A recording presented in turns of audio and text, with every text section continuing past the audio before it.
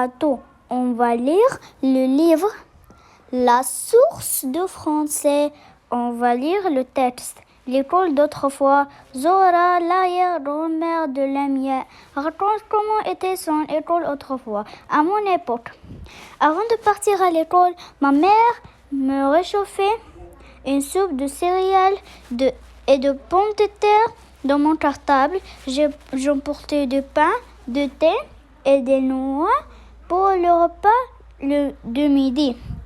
L'hiver, on apportait du bois pour le mettre dans le poêle de la classe. De mon temps, on écrivait avec une plume qu'on trempait avec un encrier et on écrivait bien de belles lettres, bien dessinées.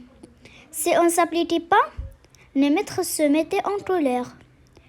Et parfois même, ils mettaient un élève au coin avec un bonnet d'âne sur la tête.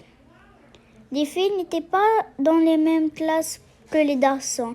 Le maître ou la maîtresse sonnait la cloche lorsque c'était l'heure de la rentrée ou de la sortie. On portait des blouses, on en avait peu de cahiers et un seul livre et on mettait nos affaires dans un plumier ou dans une trousse. On allait à l'école à pied. Très peu de gens avaient des voitures, mais nous étions très motivés et très judicieux. On apprenait avec amour. L'école était pour nous notre deuxième maison et le maître notre deuxième père et la maîtresse notre deuxième mère. L'école d'autrefois. Zora, l'arrière-grand-mère de Lamia, raconte comment était son école autrefois, à mon époque. Avant de partir à l'école, ma mère me réchauffait une soupe de céréales et de pommes de terre. Dans mon cartable, j'emportais du pain, du thé et des noix pour le repas de midi. L'hiver, on apportait du bois pour le mettre dans le poêle de la classe. De mon temps, on écrivait avec une plume qu'on trempait avec un encrier et on écrivait bien de belles lettres, bien dessinées. Si on ne s'appliquait pas, les maîtres se mettaient en colère.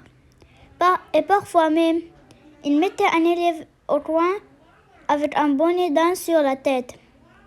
Les filles n'étaient pas dans les mêmes classes que les garçons. Le maître ou la maîtresse sonnait la cloche lorsque c'était l'heure de la rentrée ou de la sortie. On portait des blouses, on en avait peu de cahiers et un seul livre et on mettait nos affaires dans un plumier ou dans une trousse. On allait à l'école à pied. Très peu de gens avaient des voitures, mais nous étions très motivés et très judicieux. On apprenait avec amour. L'école était pour nous notre deuxième maison et le maître notre deuxième père et la maîtresse notre deuxième mère.